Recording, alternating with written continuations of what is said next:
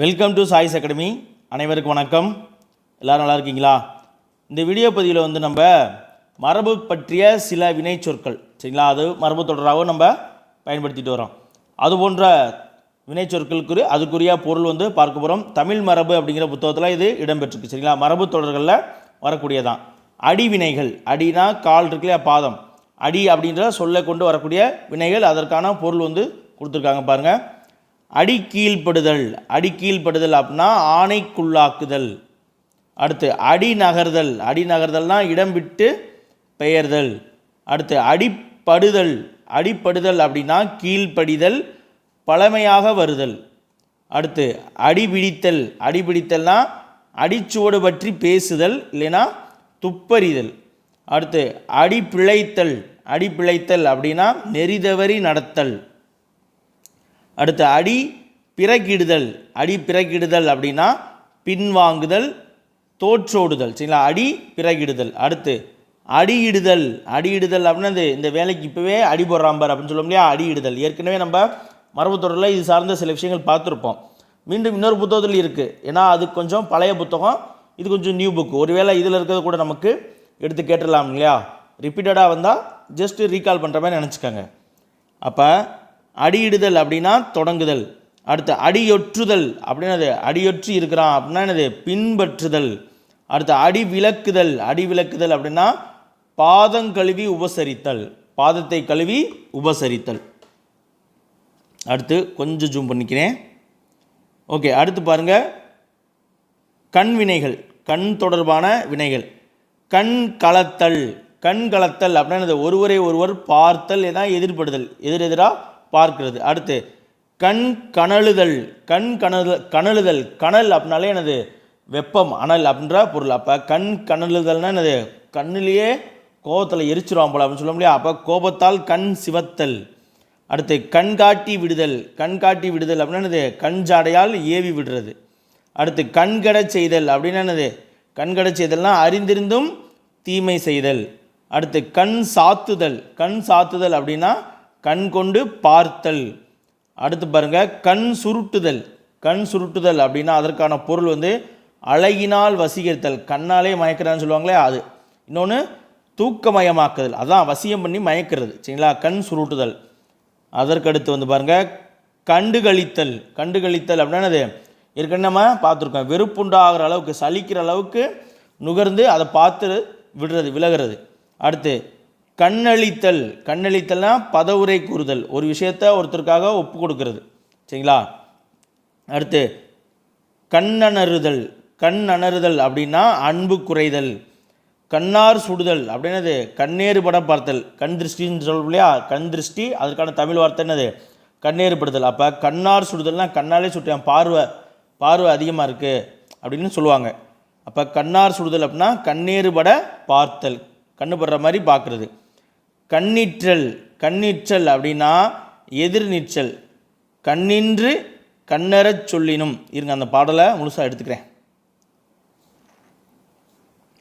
கண்ணின்று கண்ணறச் சொல்லினும் சொல்லற்க முன்னின்று பின்னோக்கா சொல் அப்படின்னு ஒரு திருக்குறள் இருக்குது சரிங்களா. கண்ணின்று கண்ணறச் சொல்லினும் சொல்லற்க, அதாவது என்னது நமக்கு முன்னாடியே நின்று எதையுமே சொல்லணும். ஒருத்தர் இருக்கும் பொழுது அவருக்கு நேர் எதிராகவே அவரை பற்றி நம்ம என்ன வேணாலும் சொல்லலாம். ஆனால் அவர் போனதுக்கப்புறம் அவரை பற்றி சொல்லக்கூடாது. முன்னின்று பின்னோக்கா சொல் சரிங்களா. ஒருத்தர் போனதுக்கப்புறம் அவருக்கு பின்னாடி அவரை பற்றி எதையும் சொல்லக்கூடாது. அடுத்து கண்ணுக்கு கண்ணாதல். கண்ணுக்கு கண்ணாதல்னு எனது அருமையான உறவாதல். அடுத்து கண்ணூறு கழிதல், கண்ணெரிச்சல் கழித்தல் சரிங்களா. கண்ணூறு கழித்தல், கண்ணெரிச்சல் கழித்தல் அப்படின்னா என்னது திருஷ்டி பரிகாரம். கண்ணு பட்டுச்சுன்னா அந்த சுற்றி போடுறாங்களே அந்தது. அடுத்து கண்ணெறிதல். கண்ணெறிதல் அப்படின்னா கடைக்கண்ணார் பார்த்தல். கடைக்கண்ணால் பார்த்தல் அது ஒரு அன்பு கனியை பார்க்கறது, கருணை பார்வைன்னு சொல்லுவாங்க. அடுத்து பாருங்க கண்ணோடுதல். கண்ணோடுதல் அப்படின்னா இறங்குதல், கருணை கொள்ளுதல். அடுத்து கண் திறத்தல் அப்படின்னா கண் திறந்துருச்சு, அறிவுண்டாகுதல், கல்வி கற்பித்தல். அடுத்து கண் படுதல் அப்படின்னா கண் படுதல் தூங்குறது, திருஷ்டி படுறது. அடுத்து கண் புதைத்தல். கண் புதைத்தல் அப்படின்னா அறிவு கெடுதல். என் கண் என்ன மூடியாக இருந்துச்சா அப்படின்லாம் சொல்லுவோம் இல்லையா, அந்த மாதிரி. அடுத்து கண் மலர்தல். கண் மலர்தல் அப்படின்னா விழித்தல், அடுத்து கண் முகிழ்தல். கண் முகிழ்தல் அப்படின்னா முகிழ்த்தல் வருக வல்லின மிகுந்ததற்கு கண் முகிழ்த்தல் அப்படின்னா கண் மூடுதல் இல்லைன்னா தூங்குதல். அடுத்து கண் வளர்தல். கண் வளர்தல் அப்படின்னா தூங்குதல். சரிங்களா, அழிச்சிட்டு பார்த்துலாம். கண் வளர்தல் தான். கண் வளர்தல் அப்படின்னா தூங்குதல். அடுத்து கண் வாங்குதல். கண் வாங்குதல் அப்படின்னா கண்ணை கவர்தல். அடுத்து கண் விடுதல். கண் விடுதல் அப்படின்னா என்னது, துளையுண்டாதல். இப்போ சாமிலாம் கும்பிடும்போது வாழைப்பழம் தேங்காய்லாம் வச்சுருப்பாங்களே, அப்போ கண்ணை திறந்து விடு அப்படின்னு சொல்லுவாங்க. சரி, பார்த்துருக்கீங்களா? கண்ணை திறந்து விடு, வாழைப்பழத்துக்கு கண்ணை திறந்து விடுவாங்க. அப்போ கண் விடுதல் அப்படின்னா என்னது, துளை உண்டாகுதல். அதாவது ஒரு கிள்ளி ஒரு துளை உண்டாக்கும் அந்த பத்தியை சொருகிறதுக்கு. அடுத்து கண் விரும்புதல் அப்படின்னா காதலர் ஒருவரை ஒருவர் விரைந்து காண விரும்புதல் தான் கண் விரும்புதல் அப்படின்னு சொல்கிறாங்க. அதற்கு அடுத்து வந்து நம்ம கழுத்து தொடர்பான சில வினைகள் வந்து பார்க்கலாம். கழுத்து தொடர்பான வினைகள். கழுத்திற்கட்டுதல். கழுத்திற்கட்டுதல் அப்படின்னா வலிந்து பொறுப்பாளியாக்குதல். அடுத்து கழுத்து கொடுத்தல். கழுத்து கொடுத்தல்னா தம் வருத்தம் பாரமார் பிறர் காரியத்தை ஏற்று நிற்றல். சரிங்களா, அதாவது கழுத்து கொடுத்தல் அப்படின்னா அது ஒரு உதவி செய்கிற மாதிரி, தன்னுடைய துன்பம் வருத்தத்தை பார்க்காம மற்றவருடைய காரியத்துக்கு நம்ம முன்னுக்கு நின்று செய்கிறது. இல்லைன்னா வாழ்க்கைப்படுதல். சரிங்களா, எனது வாழ்க்கைப்படுதல் எனது கல்யாணம் பண்ணி போகிறது, கழுத்தை நின்றேன் அப்படின்னு சொல்லுவாங்களே, அதுதான் கழுத்து கொடுத்தல். அடுத்து கழுத்தை முறித்தல். கழுத்தை முறித்தல் அப்படின்னா வருத்துதல். அதற்கடுத்து காது தொடர்பான வினைகள் பாருங்கள். காதில் அடிபடுதல். காதில் அடிபடுதல் அப்படின்னா ஒரு விஷயம் என் காதுக்கு அடிபட்டுச்சு அப்படின்னு சொல்ல முடியாது, அப்போ ஒரு செய்தியை அடிக்கடி கேட்டல். சரிங்களா. அடுத்து காது குத்துதல். காது குத்துதல்னா ஏமாத்துறது, வஞ்சித்தல். அடுத்து காதை கடித்தல் அப்படின்னா அது காதாரமாக போக மறைமுகமாக சொல்லுவாங்க இல்லையா, யாருக்கும் கேட்காம அதுதான். ஒன்று கோல் சொல்லுதல் அப்படிங்கன்னு வரும்.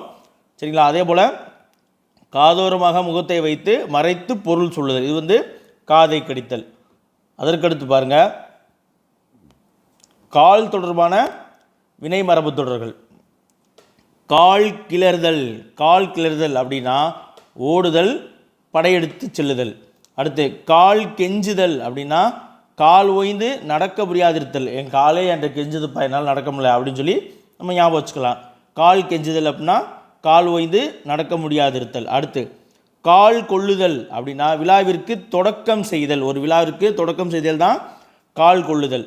அடுத்து கால் சாய்தல். கால் சாய்தல் அப்படின்னா அழிதல் அல்லது கெடுதல். அடுத்து கால் பின்னுதல். கால் பின்னுதல் அப்படின்னா நோயினால் கால்கள் வந்து ஒன்றோடு ஒன்று குறுக்கு மறுக்கா பின்னிக்கும் இல்லையா, அதுதான் வந்து என்னது கால் பின்னுதல் அப்படின்னு சொல்கிறாங்க. அடுத்து காலாடுதல் அப்படின்னா முயற்சியால் செல்வஞ்சிறந்திருத்தல் தான் வந்து காலாடுதல் அப்படின்னு சொல்கிறாங்க. நம்ம முயற்சி செய்து செல்வத்தால் வந்து நம்ம சிறந்திருக்கக்கூடியதை வந்து என்னது காலாடுதல் அப்படிங்கிற ஒரு வினை மரபு சொல்லால் வந்து குறிப்பிட்றாங்க. அடுத்து காலாறுதல் அப்படின்னா என்னது, காலார கொஞ்சம் உட்காந்துக்கிறேன்ப்பா அப்படின்னு சொல்லுவாங்களே, அப்படின்னது நடை ஓய்ந்து இலை பாறுதல் தான் வந்து காலாறுதல். அடுத்து காலூன்றுதல் அப்படின்னது பந்தற்கால் நடுதல். சுபகாரியங்களுக்கெல்லாம் பந்தற்கால் நடுறதை கால் ஊன்றணும் அப்படின்னு சொல்லுவாங்களே அது. அதற்கடுத்து வந்து மலைக்கால் இறங்குதல். சரிங்களா, மலைக்கால் இறங்குதலை வந்து கால் ஊன்றுதல் அப்படின்வாங்க. இன்னொன்று என்னது, இப்போ தான் காலூன்றி நிற்கிறான் அப்படின்னாலும் தலையெடுத்து நிற்கிறாங்க இல்லையா, அது போன்ற விஷயங்களுக்கு இப்போ தான் காலூன்றி நிற்கிறான் அப்படின்னும் சொல்லுவாங்க. அடுத்து காலை சுற்றுதல் அப்படின்னா என்னது, காலை சுற்றிய பாம்பு போல் தொடர்ந்து வந்துக்கிட்டே இருக்கான் அப்படின்னு பேச்சு வழக்கில் சொல்லுவாங்க இல்லையா, அப்போ கால் சுற்றுதல், காலை சுற்றுதல் அப்படின்னா தொடர்ந்து பற்றுதல். காலோடுதல். காலோடுதல் அப்படின்னா ஒரு காரியத்தில் முயற்சி உண்டாதல். காலோடுதல் அதனுடைய பொருள் வந்து ஒரு காரியத்தில் முயற்சி உண்டாதல். அடுத்து கை தொடர்பான சில வினைகள் பார்த்துடலாமா. கைகலத்தல். கைகலத்தல் அப்படின்னா தழுவுதல், கூடுதல், சண்டையிடுதல். ஒரே கைகலப்பா போச்சு அப்படின்னு சொல்லுவாங்க இல்லையா, சண்டையிடுதல் ஒன்று, இன்னொன்று ஒன்றே ஒருவர் தழுவுதல், ஒருவர் கூடுறது. சரிங்களா. அடுத்து கை கவித்தல். கை கவித்தல் அப்படின்னா கஞ்சாடையால் அடக்கிறது. சரிங்களா, மன்னிக்கணும், கை ஜாடையால் அடக்கிறது. கை காட்டி அடக்கிறது, இல்லைன்னா அபயமளித்தல், என்னது பாதுகாப்பு தர்றது. அடுத்து கை காட்டுதல். கை காட்டுதல் அப்படின்னா திறமையை காட்டுதல், திறமை காட்டுதல். அடுத்து கை கொடுத்தல். அவன் தான்ப்பா எனக்கு கஷ்டப்படுற காலத்தில் கை கொடுத்தான் அப்படின்னு சொல்லுவாங்க. அப்போ கை கொடுத்தல்னா துன்பத்தில் உதவி செய்தல். கை கோர்த்தல். கை கோர்த்தல் என்னது, நட்பு செய்தல், உதவி செய்கிறது போல தான். கை கோர்க்கிறதுனால நட்பு செய்தல்.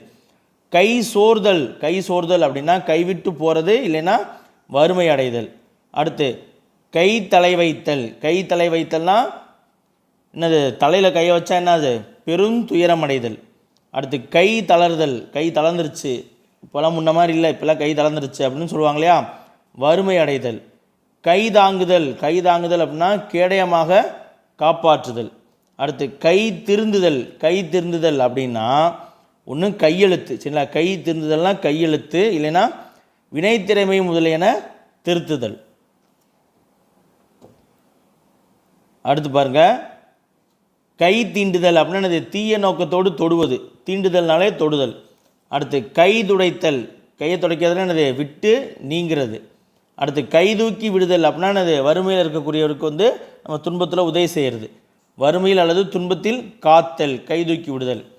கை நிமிர்த்தல், கை நிமிர்த்தல்னா வளர்ந்து பருவமடைதல். கை நீட்டுதல் அப்படின்னா என்னது கை நீட்டுறாம்பார் அப்படின்னு சொல்லுவாங்களே, அடித்தல் இல்லைன்னா இரத்தல். கை நீட்டி வாங்கினையில் காசு அப்படின்னு கடன் கொடுத்தவங்களாம் கேட்பாங்களே, அப்போ இரத்தல், கொடுத்தல், திருடுதல், இது எல்லாமே கை நீட்டுதல் அப்படிங்கிற வினை மரபணிக்கில் வரக்கூடிய பொருள்கள்.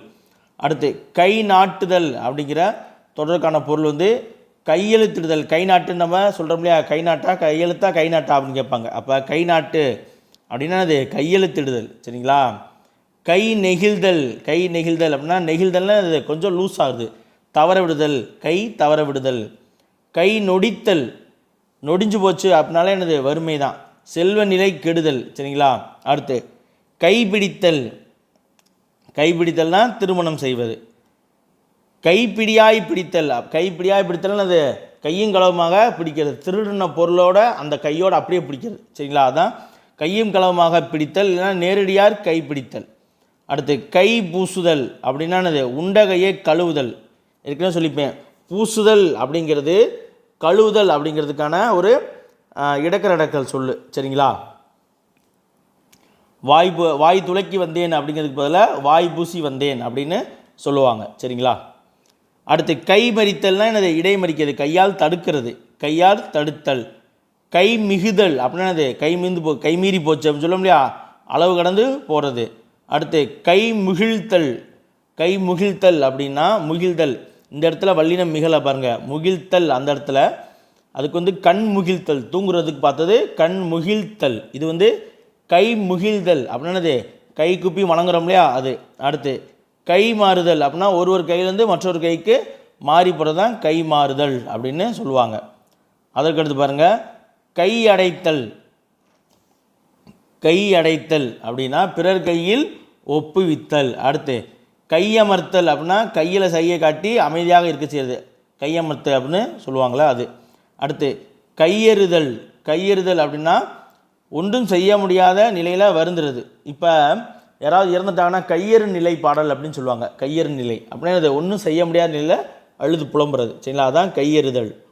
அடுத்து கையை கட்டுதல் அப்படின்னது ஒன்றும் செய்ய விடாமல் தடுத்து என் கையை கட்டி போட்டாங்க அப்படின்லாம் சொல்லுவாங்க. அடுத்து கையை கடித்தல், கையை கடித்தல்லாம் நஷ்டமாகுது, பணம் இப்போ கொஞ்சம் கையை கடிக்குது அப்படின்லாம் சொல்லுவாங்களே, அதான் நட்டமாதல்.